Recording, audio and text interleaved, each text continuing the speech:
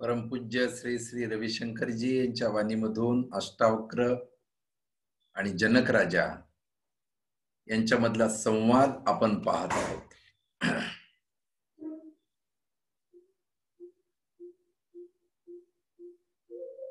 आजच्या भागामध्ये महामुनी अष्टावक्र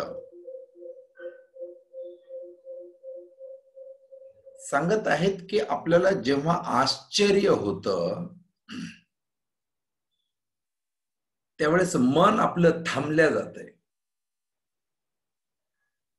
आश्चर्य झाल्याबरोबर मन रुकतंय. पळणारं मन, धावणारं मन एका जागी शांत व्हायला लागतं.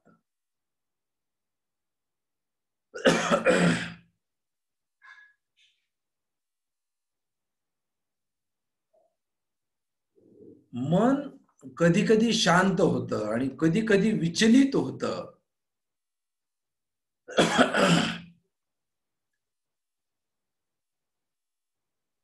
याबद्दल अष्टावक्र सांगत आहेत.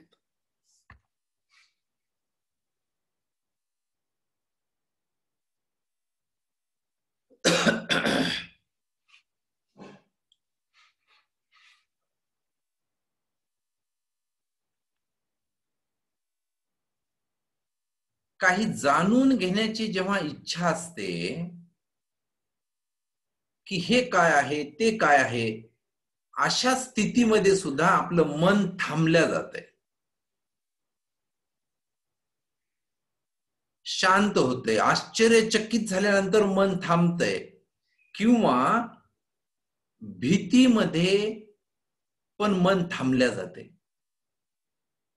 आणि प्रेमामध्ये सुद्धा मन रुकल्या जातंय.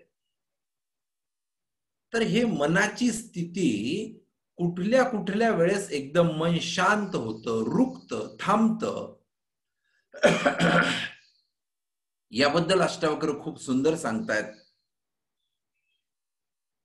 भीतीमध्ये आणि प्रेमामध्ये सुद्धा एकदम स्तब्ध व्हायला लागतं मन. म्हणून बघा, आश्रम मध्ये आपण खूप वेळा अनुभव घेतो, ज्या व्यक्तीसोबत खूप प्रेम असतं ना, तर त्याची वाट आपण बघण्यामध्ये किती वेळ जातो हे पण नाही आपल्याला कळत. आपण सगळ्यांनीच आश्रम मध्ये अनुभव घेतलाय. काही वेळेस गुरुजींच्या दर्शनासाठी आपण कितीतरी वेळ लाईन मध्ये उभं टाकतोय, कितीतरी वेळ थांबतोय. पण तिथं थांबणं, ती वाट बघणं, त्याच्यात पण एक प्रकारचं सुख मिळायला लागतं. त्याच्यामध्ये सुद्धा एक आनंद मिळायला लागतो. त्यामुळे बघा ना, किती सारी वृद्ध मंडळी असतात, त्यांचं शरीर त्यांना साथ देत नाही, पण ते अमरनाथ झालं, वैष्णोदेवी झालं, अशा अवघड यात्रा सुद्धा पूर्ण करू शकतात. त्याच्या मागचं काय रहस्य आहे? हेच रहस्य सांगतायत की श्रद्धा असती गाढी, की नाही नाही मला हे पूर्ण करायचंच आहे. एवढा त्यांचा मजबूत संकल्प असतो की शरीर सुद्धा साथ द्यायला लागतं. नाहीतर अमरनाथ यात्रा सोपी नाहीये. तिथं गव्हर्नमेंटने इन्स्ट्रक्शन लावलेत, वयस्कर लोकांनी इकडे येऊ नये. तरी सुद्धा त्यांच्यामध्ये एवढी श्रद्धा असते की ते हसत हसत पार करू शकतात. तसंच सांगतात की प्रियसी आणि प्रियकराचं सुद्धा लग्नाच्या अगोदर घंटो इंतजार करतात त्याचा. ते हे सांगतात की भीतीमध्ये आणि प्रेमामध्ये सुद्धा मन थांबल्या जाते. किंवा काही वेळेस अचानक जर काही घडलं ना, तरी त्यावेळेस मन स्तब्ध होऊन जातं, मन शांत होऊन जातं. अशा प्रकारे सांगतात की आश्चर्यामध्ये, भयामध्ये, प्रेमामध्ये आणि अचानक काही गोष्टी घडल्यामध्ये आपलं मन थांबतंय. आणि त्यावेळेस काय होतंय, त्यावेळेस हे उद्गार निघते की वाव, किती सुंदर आहे हे, किती आश्चर्य आहे. या प्रकारचा भाव आपल्यामध्ये उत्पन्न होतो.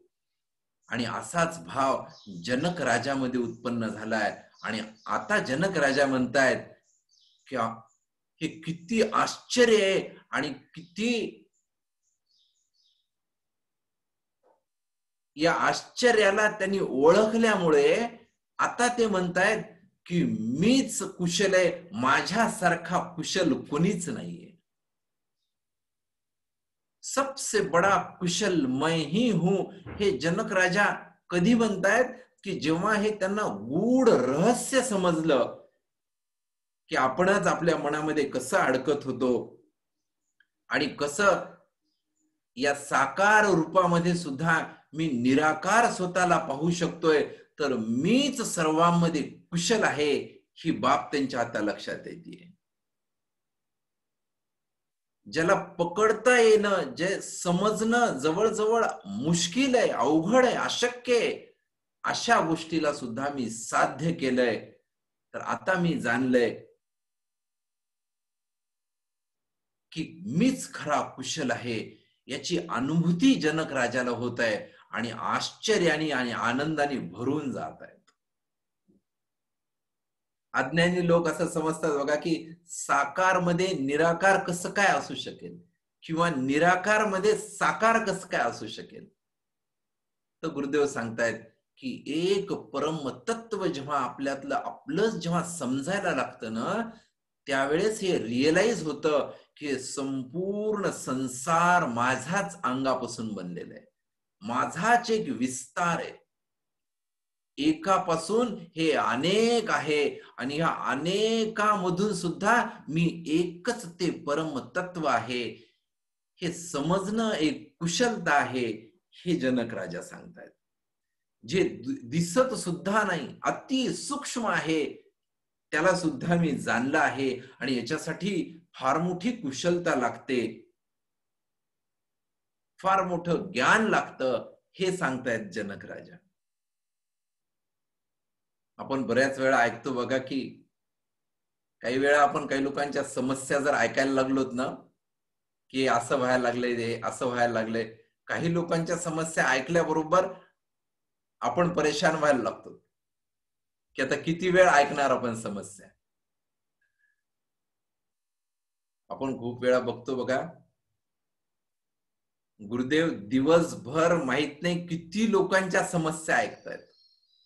सकाळपासून संध्याकाळपर्यंत वेगवेगळ्या लोकांना भेटतात, वेगवेगळ्या लोकांच्या समस्या ऐकतात, प्रत्यक्ष ऐकतात, फोनवरून ऐकतात, वेगवेगळ्या देशातले ऐकतात, वेगवेगळ्या देशात जी सध्या बिगेस्ट प्रॉब्लेम चालू आहे ना, त्यांच्यासोबत सुद्धा गुरुदेव चर्चा करतात की याच्यावरती काय करता येईल. अहो घरातली दोन माणसं जर थोडस सांगायला लागले आपल्याला, मला हे पाहिजे, मला ते पाहिजे, तर आपण म्हणतो आता शांत बसा, माझं डोकं फाटून जाईल. आणि इतक्या सगळ्या समस्या गुरुजींना म्हणतात की तुम्ही कसं काय ऐकू शकता बरं. तर गुरुदेव सुद्धा हेच सांगतायत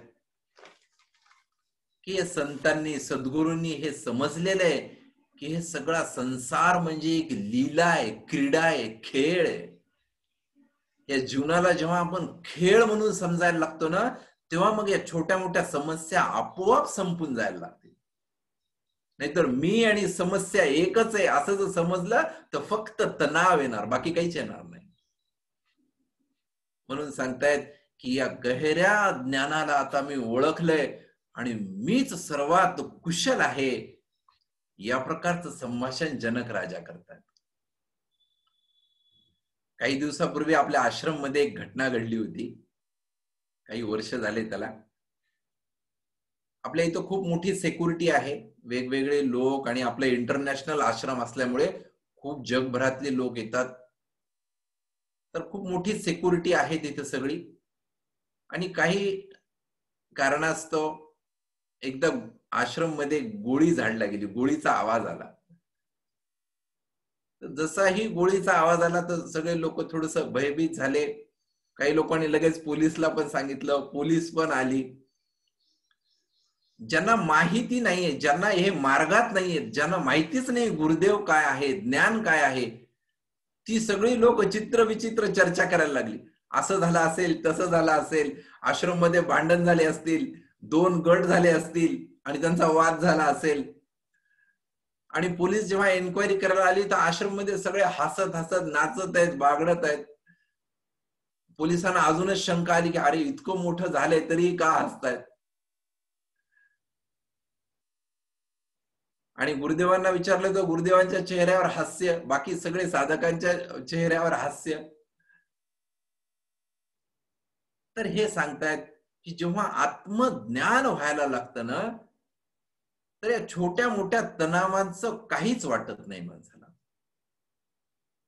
आणि छोटं ते झालाय कशामुळे होता, की काहीतरी प्राणी आला आणि त्याला हाकलण्यासाठी सिक्युरिटीने काहीतरी गोळीबार केला आणि तो निघून पण गेला. ते ज्याच्यासाठी गोळीबार केला होता तो पण सुखरूप आहे, ज्यांनी ऐकला ते पण सुखरूप आहेत, कुणालाच काही झालं नाही. तर हा असा अध्यात्माचा मार्ग आहे. तिथं आपणही खुश राहतो, आपल्या सोबतचेही खुश राहतात आणि आनंदाने बागडत बागडत हे छोटं मोठं आयुष्य आपण पार करू शकतो. या प्रकारचा आदेश, सूचना आपल्याला महामुनी अष्टावक्र करत आहेत. गीतेमध्ये सुद्धा हेच सांगितलेलं आहे बघा. आत्मज्ञान जेव्हा होईल ना, त्याच वेळेस आपण दुःखापासून, त्रासापासून कित्येक मैल दूर जाणार. हे सांगतायत. छोटं मोठं संकट अज्ञानामध्ये संकटाची जाणीव व्हायला लागते. थोडंसं तर ज्ञान आलं, थोडंसं काही शांत झालो होतो आपण. बघा आपण कोर्स केल्यानंतर, सुदर्शन क्रिया केल्यानंतर समस्या येणं बंद नाही झालं, पण त्या समस्येपासून आपल्याला काही त्रास नाही झाला. ही विशेषता आहे या मार्गाची. नाहीतर लोक बघा ना, जे लोक या मार्गामध्ये नाहीयेत, अहो छोट्या छोट्या समस्यांमुळे परेशान आहेत. मुलांचे प्रॉब्लेम, घरगुती प्रॉब्लेम, नातलगांचे प्रॉब्लेम, सोसायटीचे प्रॉब्लेम, जॉबची प्रॉब्लेम, पाहायला गेलं तर सगळं जीवन समस्यांनीच भरलेलं आहे. आणि जर का हे समजलं, आत्मज्ञान आलं, थोडंसं मन शांत केलं, तर या समस्या सुद्धा आपोआप सुटायला लागतील. त्या आपल्याला शिवणार सुद्धा नाहीत. या प्रकारचं ज्ञान जनक राजाला आता प्राप्त झालंय. आणि जनक राजा परत परत सांगतायत की हे समजण्यासाठी एक कुशलता पाहिजे. आपल्यामध्ये एक असा हुनर पाहिजे की त्या गोष्टीमुळे आपण हे सगळं ब्रह्मांड समजायला लागू. अहो साधू संन्यासासाठी तर एक वेळचं सोपं आहे सांगतायत गुरुदेव, की चला आपलं थोडेसे 2 कपडे घ्या आणि चला निघून जा जंगलामध्ये. कंदमुळे खा, पाणी प्या, गंगाजलचं पाणी प्या. किती सोपं आहे. त्याला कोणी त्रास देणार नाही, त्याला कोणी फोवाईल करणार नाही, त्याची व्हॉट्सअपवर कोणी निंदा करणार नाही. त्याला काय टेन्शन आहे? अहो मी तर सांगतो या जंगलात राहून राहणाऱ्या लोकांपेक्षा ना आपण खूप मोठी व्यक्ती आहेत. अहो सकाळपासून संध्याकाळपर्यंत आपल्याला किती लोकांना झेलावं लागतं बघा. घरी चांगलं राहायचं, ऑफिसमध्ये चांगलं राहायचं, व्यापारात चांगलं राहायचं, कस्टमर सोबत चांगलं राहायचं, आजूबाजूच्या लोकांसोबत चांगलं राहायचं. आपलं जीवन खरं आपल्याला खरं जास्त ज्ञानाची गरज आहे जंगलात राहण्यापेक्षा. म्हणून सांगतात की गुरुदेव, पळून जाणाऱ्या माणसाला, भगोडीला कधीच ज्ञान मिळू शकत नाही. तुम्हाला खरं ज्ञान पाहिजे असेल तर जंगल सोडा आणि इथं लोकांमध्ये येऊन राहा, लोकांचे प्रश्न ऐका, मग कळेल तुम्हाला किती ज्ञान आहे ते. तर हे सांगतायत. आणि हे अष्टावक्र कोणाला सांगतायत? जनक राजा. जनक राजा काय म्हणतोय? जनक राजा आपल्या स्वतःच्या जिम्मेदाऱ्या सोडून पळून नाही जाऊ शकत. तो तर एक राजा आहे, त्याला सगळ्या प्रजेला सांभाळायचंय. आणि एका पॉलिटिशियनला तर आध्यात्मिक होणं खूप गरजेचं आहे. अपोजिशन पार्टीचे काय काय लोक करताय आपण दिवसभर पाहतोय टीव्हीवर. कितीही चांगलं काम करा, त्यांना वाईट बनणार. चित्र विचित्र परिस्थिती असते तिकडे. आपल्यासारखं जर एक एक वाक्य घेऊन डोक्यात जर बसलं असतं ना, तर तेव्हाच ठार मेले असते सगळे. तर इथे सांगतायत की हे आत्मज्ञान घेणं, मनाला शांत करणं, ही एक कुशलता आहे. आणि या कुशलतेला आता मी जाणलेलं आहे. जसं सांगतायत की लहर आणि समुद्र, समुद्राचं आणि त्या लहरीचं कधीच भांडण होत नसतं. समुद्राला हे माहित आहे की लहर ही माझं एक अंग आहे, त्यांच्यामध्ये वाद होण्याचा काय प्रश्न आहे. तसं आपल्याला या अथांग आपल्या जीवनामध्ये छोट्या मोठ्या समस्या लहरी सारख्या येत राहतात आणि जात राहतात. त्याच्यासोबत वाद आणि भांडण करण्याचं आपल्याला काहीच कारण नाहीये, हे सांगतायत. आणि आता मी ओळखलंय की मी लहर नसून, मी एक छोटा थेंब नसून, महान अखंड मोठा असा मी समुद्र आहे. मी आता हे ओळखलंय. आणि मग हे ज्ञान झाल्यानंतर जनक राजा म्हणतायत की या क्षणाला माझी आता जिम्मेदारी सुद्धा काही नाहीये. काय जिम्मेदार समजणार? कधी श्वास बंद पडतोय माहित नाहीये आणि कुठली जिम्मेदारी घेणार आहेत आपण. म्हणून उदाहरण देतायत की सासू बघा ते शेवटच्या क्षणापर्यंत त्या लॉकरच्या चाब्या स्वतःजवळ ठेवते, मी नाही देणार. हे स्वतःजवळ जे असं धरून ठेवण्याची प्रवृत्ती आहे ना, हे लोक विसरून गेलेत की देह हा पाण्याचा बुडबुडा, कधी फुटेल काही समजेना. तर हे सांगतायत की मृत्यूचं ज्ञान पण इथे देत आहेत. इथे एक डॉक्टर सुद्धा मरणार आहे, एक रोगी सुद्धा मरणार आहे. अहो काही काही वेळा रोगी खूप वेळ जगतो, डॉक्टर आधीच जातो. हे सुद्धा बघायला मिळतं. म्हणून सांगतायत की स्वतःच्या मनाला शांत करणं खूप गरजेचं. अहो मानसिक समस्यांचे जे डॉक्टर असतात ना, हे अमेरिकामध्ये खूप पाहायला मिळतं. काही दिवस ते ट्रीटमेंट करून करून ना ते स्वतःच एक मानसिक पेशंट झाल्यासारखी बाब आपल्याला बघायला मिळते. आणि होतं पण सतत एखाद्या पर्टिक्युलर वातावरणात आपण पुन्हा राहायला लागल आणि आपण स्वतःच्या मनाला जर स्वच्छ केलं नाही, साफ केलं नाही, शांत केलं नाही, तर आपलं मन अशांत होऊन जाणार, परेशान होऊन जाणार. आजकाल ही तरुणांमध्ये सुद्धा समस्या खूप बघायला भेटते. स्क्रिझोफेमिया हे रोग सांगताय, एक मानसिक बिमारी आहे. बघा मुलांवरती आणि हे इतकं सध्या तणाव आहे ना, बस तुला हे करायचंय, ते करायचंय, हे शिक्षण घ्यायचंय. शिक्षण घेताना मार्काचं टेन्शन. मार्क भेटल्यानंतर मग जॉबचं टेन्शन. जॉब भेटल्यानंतर पॅकेजचं टेन्शन. अहो त्याला फ्री नाहीच आहे तो. आणि हे टेन्शन कोण देतायत? मुलांपेक्षा सुद्धा त्यांना सांभाळणारे पालक लोक त्याला खूप तणाव देतायत. हा विचारच करत नाहीत की हा तणाव इतका सहन करेल की नाही करेल. आणि मग मानसिक बिमारीचे शिकार होत आहेत तरुण मुलं. भारत देशामध्ये सुद्धा जे मानसिक बिमार आहेत ना, त्याच्यात 70% 25% खालची मुलं आहेत. तसं पाहायला गेलं तर किती दयनीय अवस्था आहे. तर या सगळ्या ज्ञानाची प्रचंड गरज आहे. हे अष्टावक्रांनी हजारो वर्षापूर्वी ओळखले आणि ते ज्ञान देत आहेत जनक राजाला. म्हणून सांगतायत की या तणावापासून, टेन्शन पासून मुक्त होण्याचं आत्मज्ञान होणं हा एकमेव मार्ग सांगितलेला आहे. त्या मनाला वारंवार साफ केलं पाहिजे. त्याच्यातल्या ज्या चित्र विचित्र भावना दडलेल्या त्या भावनांना वाट करून द्यावी लागेल. जसं एखाद्या बोर्डवर जर कंटिन्यू आपण लिहितच गेलं तर कोणालाच काही कळणार नाही. थोड्या वेळाने बोर्ड साफ करावा लागेल, तर मग नवीन बाबी लिहिता येतील.